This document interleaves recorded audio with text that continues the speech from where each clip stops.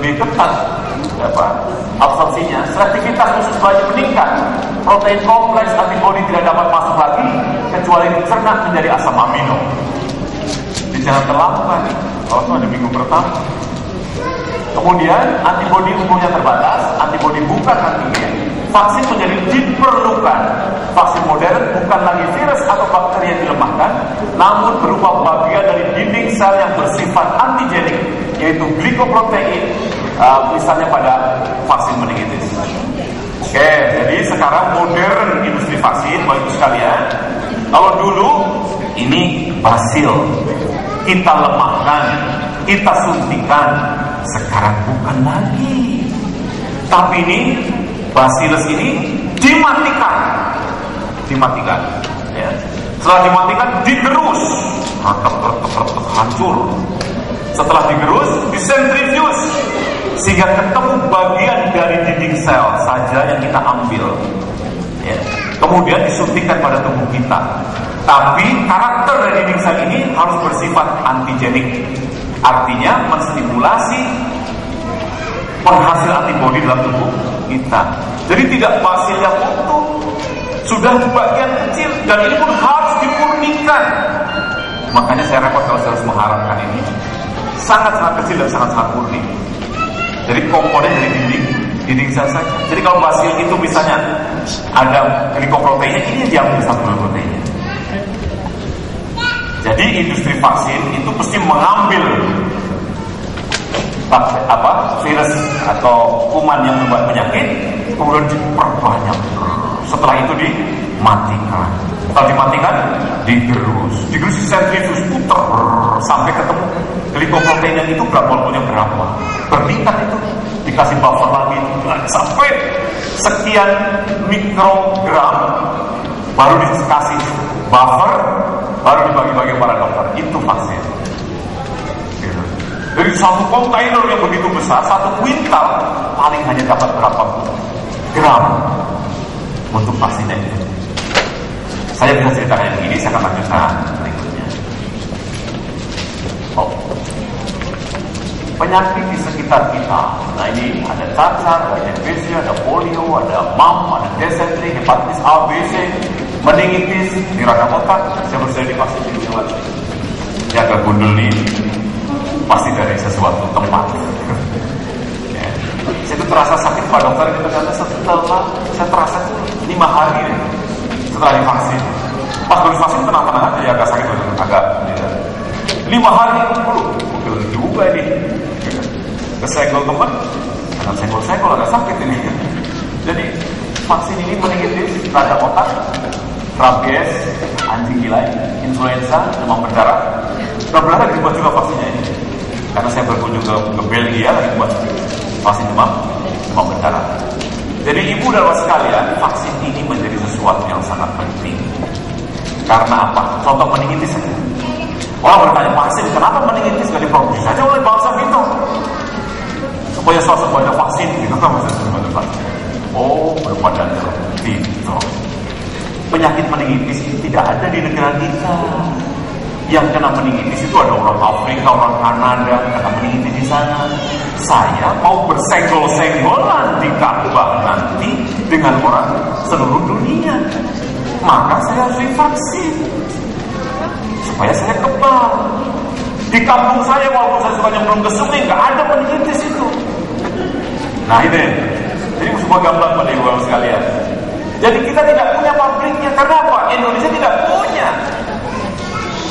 Ini kuman meningitisnya. Yang punya sana. Makanya kita impor saat itunya. Vaksinnya disuntikan lagi ke saya. Karena saya mau umroh. Ya kan? Begitu saya pakai baju ikram, kok senggol-senggolan kan langsung keringat kena dia kan. Keringetan kita waktu keliling-keliling itu. Senggolan langsung, tenang saja kalau divaksin. Kalau nggak divaksin, siapa yang masuk. Karena pengalaman walaupun kita orang kampung, tetap tidak pernah kena meningitis. Yang kena meningitis orang asing. Daerah kita daerah bebas meningitis. Ini sebagai gambaran. Kenapa meningitis? Vaksin jadi penting. Nah, nanti kalau ibu dan bapak semua pada umroh, pada haji, nggak vaksin, baru kita kena meningitis, baru Indonesia menjadi terkena atau tertular meningitis. Itu ibu dan bapak sekalian. Ini diperlukan vaksin untuk mencegah serangan yang mematikan dan sangat membahayakan. Jadi ada polio, ada rabies, hepatitis A, smallpox, chickenpox, dan seterusnya. Ini banyak vaksin rubella, ada meningitis. Ini Glaxo, ada Merck, pabriknya. Sudah ke Glaxo, sudah pernah? Sampai saya belum. Glaxo aja saya baru kesana. Ini Adventis, ini pabrik-pabriknya. Nah sekarang dibuatkan harus waspada dengan orang-orang yang anti Yahudi, tapi berlebihan antinya, bahwa vaksin ini diproduksi oleh Yahudi untuk menghancurkan umat Islam. Gak benar itu, gak benar. Karena apa? Saya itu tinggal di Eropa 5 tahun. Yang divaksin oleh dokter-dokter Eropa, di samping anak saya, anaknya dia juga divaksin. Kalau memang dia Yahudi itu akan menghancurkan saya, yang divaksin anak saya aja dong. Ternyata nanti juga divaksin, nanti dari Pak Yudi akan terangkan. Di Amerika, di Eropa, di Prancis, di Jerman, semua anak-anak divaksin. Yang benar yang mana? Ini bom yang suatu hari akan menghancurkan umat Islam. Yang benar, jangan berlebihan. Kita boleh waspada dengan itu semua, tetapi jangan berlebihan. Sehingga semuanya menjadi akan menghancurkan umat Islam. Tidak demikian. Nah, saya untuk meyakinkan ibu dan bapak sekalian, buktinya anaknya Yahudi juga divaksin. Kalau memang itu untuk menghancurkan anak Islam, anaknya Pak Hasim aja divaksin biar meninggal, biar hancur itu umat Islam. Tidak berlebihan yang seperti itu. Berhasil, mohon maaf 5 menit lagi. Ya. Komposisi vaksin harus itu langsung saja. Ada antigen, ada aditif, ada adjuvan, preservatif, stabilizer, udara. Nah ini mungkin yang kita diskusikan dalam saudara halal dan haram. Apa itu adjuvan? Oil emulsion. Ada garam aluminium hidroksida maksimal. Kenapa pakai adjuvan? Supaya diserap pelan-pelan. Ini kan bisa bertahan berapa coba vaksin meningitis untuk haji? 2 tahun, kemudian juga kan 2 tahun dia berupa emulsi, diambilnya pelan-pelan, sedikit sehingga antibodi kita terus tetap tinggi. Gitu. Preservatif itu antimikroba, antifungis supaya tidak rusak karena dia merupakan ada dari glikoprotein, ada pengawetnya di situ. Nah, ini proses pembuatan vaksin. Jadi semua vaksin, ibu sekalian, itu pasti akan diambil dari orang yang sakit. Orang itu bisa orang beriman, orang kafir. Dari otak kalau meningitis. Tergantung kan polio dari mana organ yang paling disukai oleh itu. Kemudian disimpan oleh penemu pertama. Rata-rata disimpannya pasti di dalam media yang mengandung darah atau mengandung otak. Jadi kalau meningitis pasti di kultur jaringan dari otak. Bisa otak babi, bisa otak kera untuk bisa tumbuh di sana. Setelah itu untuk industri vaksin akan minta kepada orang yang punya koleksi tadi. Mungkin tadinya kampus yang punya, peneliti mikrobiologi yang minta. Jadi kalau tadinya misalnya punya 1 flakon akan diperbanyak jadi ribuan flakon. Nanti Kanada minta, Amerika minta, Cina minta, kirim. Jadi kalau makanya saya menyatakan kalau ada 1 vaksin dihalalkan, mestinya semua itu tidak halal. Karena itu saya menentukan walaupun saya dari LPPOM MUI, yang dihalalkan oleh MUI, insya Allah pasti halal. Yang belum dihalalkan oleh MUI tidak berarti haram. Itu saja. Sertifikasi tidak berarti haram. Karena itu mari kita ikuti berikutnya. Jadi ini Selvero kemudian diperbanyak di sini. Larutan nutrisi dibuang, dicuci dengan larutan BPS buffer, dinetralisasi dengan larutan serum anak sapi, Selvero, larutan dibuang, Selvero ditaruh di bioreaktor yang lebih besar dengan zat nutrisi dan mikrokarir yang lebih banyak. Dan sekarang ini kita sudah meminta kepada industri sana yang tadi, yang bakteri atau virus yang disimpan di dalam hasil tomat tadi ditanam di dalam media yang tidak mengandung lagi darah maupun otak, tetapi dari protein nabati. Tetapi masih ada yang masyarakat kan dulu pernah tinggal di babi, semuanya ini pernah. Karena tidak ada kampus mikrobiologi pun yang punya lab mikrobiologi yang menanam mikroba asal otak tidak pada otak. Satu dihalalkan, mesti semua dihalalkan. Berdasarkan itu. Gitu. Jadi ibu sudah bisa memahami. Tapi apa dasar mengharamkannya? Ini saja yang diambil cuma dindingnya. Bakteri itu bukan kambing. Kalau kambing satu ekor misalkan tambah besar. Bakteri yang neneknya dulu diambil, langsung membelah, jutaan. Mana hidupnya? Nggak tahu hidupnya yang mana. Yang diambil dari sana sudah mati. Yang ini sudah hasil pembelahan. Mohon dipahami ini. Yang ini saya belum bisa mentransfer dengan baik kepada para pengambil fatwa. Ini. Jadi jangan samakan mikroba dengan binatang, sangat berbeda.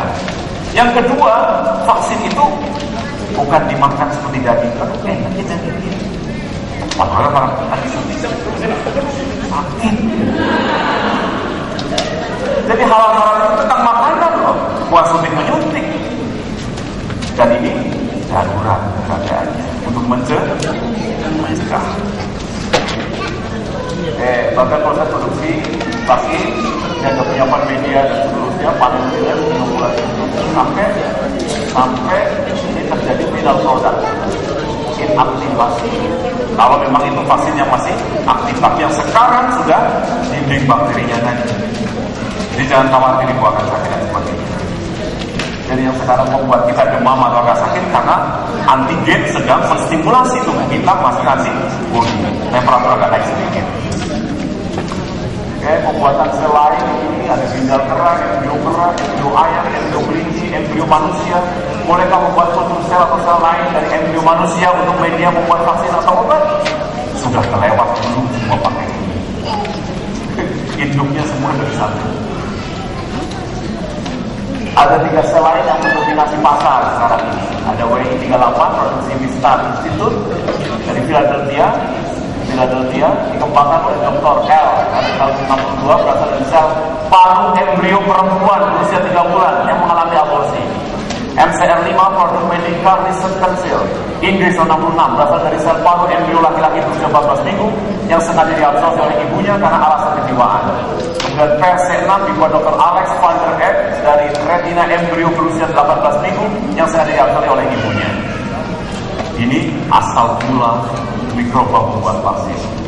Makanya kalau bapak ibu mengharapkan ini tidak seluruhnya tidak ada yang bisa dipakai. Tapi tadi dikatakan jangan samakan mikroba dengan kambing. Mikroba yang sekarang ada di sini bukan yang dulu lagi karena membelah. Ini vaksin yang berasal dari embrio manusia, penyakit. Nama vaksin Rosen. Jadi semua dari embrio manusia. Efek samping vaksin dan penanggulangannya. Kehalalan, media haram diganti dengan nabati. Jadi yang sudah dihalalkan memang diganti nabati. Tapi yakinlah juga sekalian, sejak ada penyakit sapi gila di Eropa, semua produksi vaksin tidak boleh lagi menggunakan media darah dan hewan. Ini kenikmatan dari Allah bagi kita semuanya. Hasbunallah wa ni'mal wakil, ni'mal maula wa ni'mal nasir. Jadi kita usah berdebat lagi tentang ini karena semua diganti dengan nabati. Walaupun bukan karena halal dan haram, tetapi dari keamanan vaksin seluruh dunia. Sudah selesai, waktunya sudah habis. Nanti kita diskusi, tanya jawab tanya semuanya. Oke, jadi kesimpulan saya tidak usah khawatir untuk divaksin. Yang dapat sertifikat halal sudah jelas halalnya. Yang belum bersertifikat tidak berarti haram. Dan prosedur membuat vaksin sudah saya terangkan. Dari mikroba yang dulu tumbuh di otak manusia pasti pernah dipelihara di dalam media tumbuh yang itu semuanya haram. Tetapi setelah itu sudah diganti dengan media dari nabati, dan yang diambil pun bukan mikrobanya tetapi dinding selnya. Dari sekian kuintal hanya dapat sekian gram. Apakah Anda mengharapkan? Jangan sekali-kali kamu mengharapkan sesuatu yang dihalalkan Allah Subhanahu wa taala. Assalamualaikum warahmatullahi wabarakatuh. Waalaikumsalam. Baik, assalamualaikum warahmatullahi wabarakatuh. Bapak Ibu sekalian, Mohon izin dari Dinas Kesehatan Tangerang Selatan. Ya, saya memasuki wilayah Anda. Tapi teman-teman LKJ mengundang saya. Waktunya mepet berapa hari ya Pak Adi kasih tahu saya. Tapi saya posisikan di Tangerang Selatan. Cuman dapat undangan ya, amanah saya harus memberikan penjelasan kepada Bapak Ibu sekalian. Bapak Ibu sekalian, penjelasan Dr. Alif dan Dr. Hasim sudah cukup jelas. Baik, Bapak Ibu sekalian, sebelum saya memberikan presentasi yang 350 slide ini, saya hanya ingin memberikan ilustrasi begini, atau memberikan cerita pengalaman saya pribadi. Setahun yang lalu saya pergi ke Turki, ada workshop tentang imunisasi. Kebetulan ada teman saya dari Mesir, namanya Dr. Kementerian Kesehatan, kita mengundang Bapak Aris Merdeka Sirait. Dia sebagai Ketua Komisi Perlindungan Anak, Komnas Anak, Komisi Nasional Perlindungan Anak. Dia mengatakan bahwa seorang orang tua yang tidak memberikan imunisasi, artinya mereka telah menelantarkan anak, bahwa mereka telah membiarkan anaknya untuk menjadi risiko untuk mendapatkan penyakit dan wabah. Nah, Bapak Ibu sekalian, inilah angka-angka kematian penyakit-penyakit yang menyerang anak-anak di dunia. Sebagian besar karena sebenarnya ini bisa dicegah oleh imunisasi, campak, difteri, dan lain-lain. Nah, ini data tahun 2001, saya masih kesulitan mencari data yang terbaru. Tapi ini bisa menjadi gambaran, Bapak Ibu sekalian, bahwa kematian bayi 0 sampai 12 bulan, ya 1 tahun, itu 18 bayi siap-siap meninggal. Artinya setiap 3,1 menit itu 1 bayi meninggal. Jadi kita sudah dari jam berapa tadi? Dari jam 8 sampai jam 10, jam 11, itu berapa bayi yang meninggal. Kematian balita 0 sampai 60 bulan itu setiap 2,5 menit 1 balita meninggal. Oleh apa saja? Kita lihat, Bapak Ibu sekalian, yang paling banyak menyerang bayi itu adalah radang paru-paru. Nih, selain dia setelah masalah bayi baru lahir, kemudian tiba-tiba ada gangguan, dia langsung meninggal dengan gangguan masalah bayi baru lahir dari natal. Dan yang kedua adalah infeksi saluran nafas, pneumonia 27,6%. Dan ini sebenarnya bisa kita cegah dengan imunisasi. Begitu juga balita, pneumonia juga menduduki nomor 1. Oleh karena itu tahun ini pemerintah sudah memasukkan vaksin yang salah satu yang menyebabkan pneumonia, yaitu Haemophilus influenza tipe B. Jadi tahun ini nanti kita akan masukkan, karena kita melihat tingginya angka kematian dan kesakitan pada anak-anak kita karena radang paru-paru disebabkan oleh Haemophilus influenza tipe B. Nah, tadi sudah disebutkan oleh Pak Alif, Dr. Alif, bahwa betul imunisasi itu adalah suatu hal yang cost efektif, betul-betul bisa mencegah dari penyakit. Bahwa produksi vaksin kita dari Bio Farma, dari buatan anak bangsa kita sendiri, bukan dari Yahudi, bukan dari Amerika, semuanya adalah buatan Bio Farma. Kenapa kita tidak percaya sama Bio Farma? Itu bikinan orang kita sendiri, dan orang negara-negara Muslim impor ke Bio Farma. Tadi ini sudah dijelaskan oleh Dr. Alif dengan ilustrasi yang baik sekali, bahwa imunisasi itu tidak saja berdampak bagi dirinya sendiri, tetapi berdampak bagi orang lain.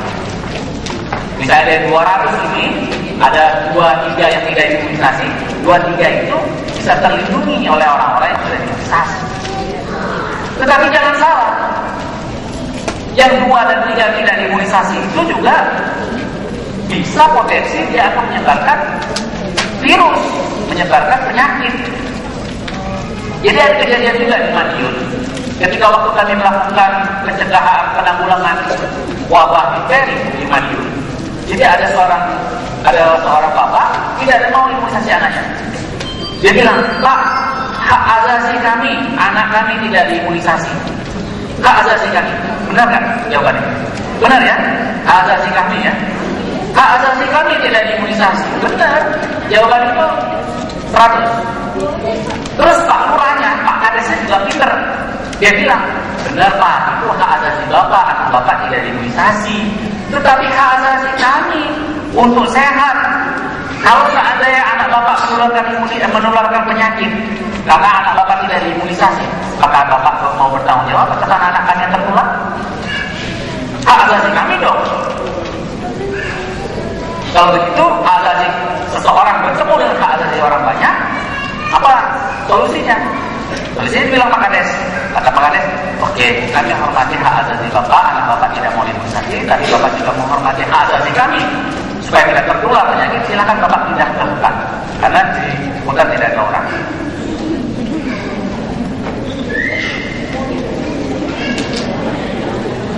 Karena yang tidak diimunisasi itu sebagai wadah nanti terjadi penularan. Bapaknya mau imunisasi. Setelah kita jelaskan secara pelan-pelan baik-baik. Nah, ini gambaran penyakit yang dapat dicegah oleh imunisasi. Nah, Bapak Ibu, ini yang penyakit difteri, Pak. Jadi lama-lama selaput ini menutupi lubang pernapasan sehingga bayi bisa bernapas. Ini polio terpaksa dia pakai alat bantu karena lumpuh kaki-kakinya. Ini campak, ini batuk 100 hari, ini tekan, ya. Oke, nanti dijelaskan betul oleh dokter Ali. Nah, Bapak Ibu sekalian, imunisasi itu program itu bukan baru, sudah lama, sejak tahun 57, ya, sudah sejak tahun 57. Ketika waktu itu tahun 56 sedang digalak-galakannya imunisasi cacar. Cacar bukan cacar yang biasa kita temui. Nih, ada mahasiswa yang belum pernah lihat cacar. Nenek-nenek sudah sering lihat cacar. Ya kan nenek? Oh, nggak ada nenek ya? Iya. Gak mau dikatain nenek-nenek ya? Remaja tua ya. Imunisasi cacar ini adalah cacar yang kopek-kopek, yang bikin rusak wajah. Kopek betul, sehingga orang tuh nggak bisa lagi mulus lagi, cantik lagi. Kalau cacar-cacar yang ada di sering temuin itu cuma totol-totol aja, tinggal dikasih dermatik udah hilang. Ya, dermatik itu namanya ya, kalau salah iklan ya. Nggak promosi, nggak boleh nyebutin merek dagang ya. Nah, sekarang setelah gencar pemerintah memberikan imunisasi cacar kopek maksudnya, penyakit itu sudah tidak ada lagi. Maka pada tahun 76 Indonesia sudah mendeklar Indonesia sudah bebas dari penyakit cacar. Berkat apa? Berkat ikhtiar kita memberantas penyakit cacar melalui imunisasi. Ya, adik-adik tidak ada scar suntikan cacar yang gede 2 kali lipat dari uang 100, tidak ada lagi. Yang lahir tahun 76 ke bawah masih ada. Ya. Nah, atas dasar itulah Bapak Ibu sekalian, ikhtiar kita sebagai seorang muslim berupaya. Ya. Bukan tidak mungkin penyakit-penyakit ini kalau cakupan imunisasi kita tinggi, penyakitnya sudah lama-lama hilang, imunisasi itu akan kita stop. Nah, saat ini sudah kita memasuki eradikasi polio namanya. Saat ini Bapak Ibu, polio itu sudah nggak ada lagi. Tahun 2006 terakhir di Aceh Tenggara. Sampai sekarang tidak ada lagi kasus polio. Sampai sekarang. Karena cakupan imunisasi kita tinggi terus polio itu. Sehingga penyakit polio sudah jarang sekali, tidak ditemukan lagi sejak tahun 2006. Nah, saat ini kita sudah mulai memasuki era namanya eradikasi polio. Suatu saat mungkin polio juga akan kita hentikan imunisasinya kalau kita betul-betul yakin bukan Indonesia saja, tapi negara-negara lain juga sudah bebas polio, maka kita suatu saat sama seperti imunisasi cacar, tidak diperlukan lagi. Nah, selanjutnya slide. Inilah program pemerintah Bapak Ibu sekalian, ada namanya imunisasi rutin, ada imunisasi tambahan, ada imunisasi khusus, misalnya jamaah haji dan dicontohkan oleh Saudara Hasim, ya, atau imunisasi pilihan, imunisasi yang tidak disediakan oleh pemerintah, tapi silakan masyarakat membeli sendiri, ya. Memang harganya mahal ya, kalau Australia ya, ada 300, ada 800 ya. Silakan. Nah, inilah program pemerintah, Bapak Ibu sekalian. Nanti ada pertanyaan, loh, kok beda dengan yang Dr. Alif sampaikan? Nah, Bapak Ibu sekalian, tidak beda sebenarnya, itu sama saja. Ya, hari ini adalah program supaya bisa diingat oleh ibu-ibu kader, ibu-ibu yang punya anak, supaya ingat HB0, hari hepatitis 0 dikasih pada umur 0 tahun sampai 7 hari ketika melahirkan langsung disuntik. Kemudian BCG dan polio 1 pada umur 1 bulan. Kemudian pada usia 2 bulan DPT-HB atau DPT-HB HIV yang saya sebutkan tadi, hemofilos influenza tipe B, dan polio 2 pada umur 2 bulan. Terusnya lebih, ya, sampai umur 9 bulan.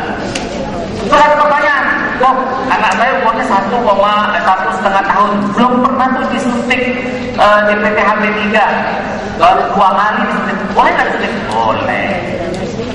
Ya, campak, anak saya sudah umur 12 bulan, sudah lewat juga, saya 9 bulan, boleh nggak disuntik campak? Boleh. Tidak ada kata terlambat untuk imunisasi. Ya. Nah, kemudian akan diberikan imunisasi tambahan lagi, program pemerintah yang terbaru. Pada usia 18 bulan akan kita suntikan DPT-HB HIV. Ini gunanya apa? Untuk meningkatkan lagi kekebalan tubuh si anak. Ya, ketika waktu usianya sudah naik, kekebalan tubuhnya menurun, maka kita harus berikan imunisasi ulangan. Campak pada usia 24 bulan. Nah, pada anak sekolah ada pemberian campak dan DP kelas 2 kelas 3 pemberian TB. TB itu apa? Tetanus, difteri. Pada wanita usia subur juga kita kasih imunisasi DP. Ya.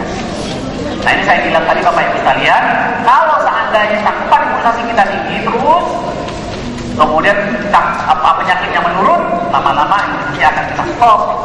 Ya.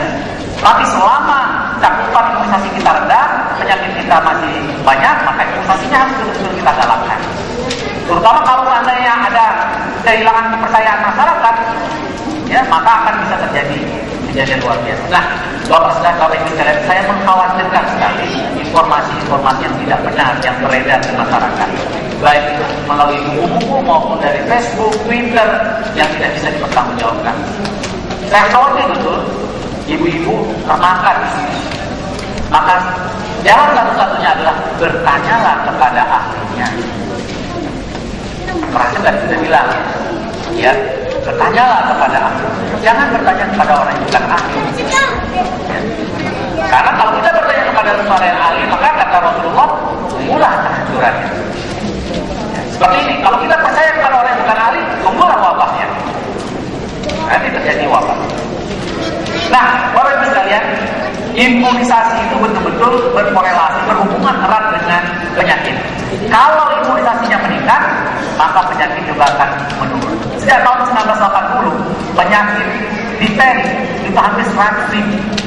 Lama-lama dengan cakupan imunisasinya tinggi, penyakit difteri itu bisa kita tekan dari dunia.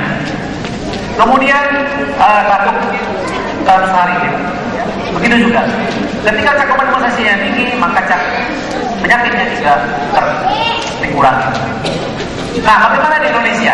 Bapak Ibu sekalian, di Indonesia itu ke tahun 1990 itu penyakit campak sangat tinggi. Tapi ketika waktu imunisasi digalakkan, terus lama-lama penyakit campak berkurang. Terus bagaimana juga dengan polio? Ini saya tadi ilustrasikan. Kita ingat tahun berapa ada pin polio, ya?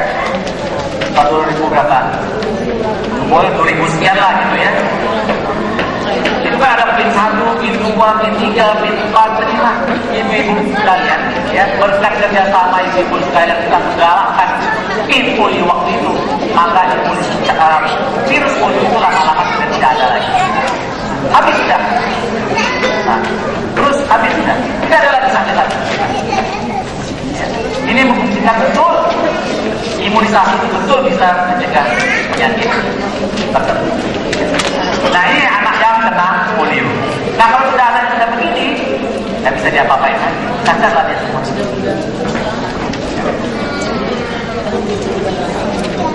5 menit, 50 menit lagi. Oh, 5 menit lagi. Ini cakupan Indonesia secara nasional, ya. Sudah tinggi semua, tinggal kita Indonesia bagian timur. Oke. Ini strateginya. Nah, inilah keberhasilan kita, Bapak Ibu. sekalian dengan program imunisasi, penyakit cacar sudah mulai hilang, polio sudah hilang, penyakit campak, dan sudah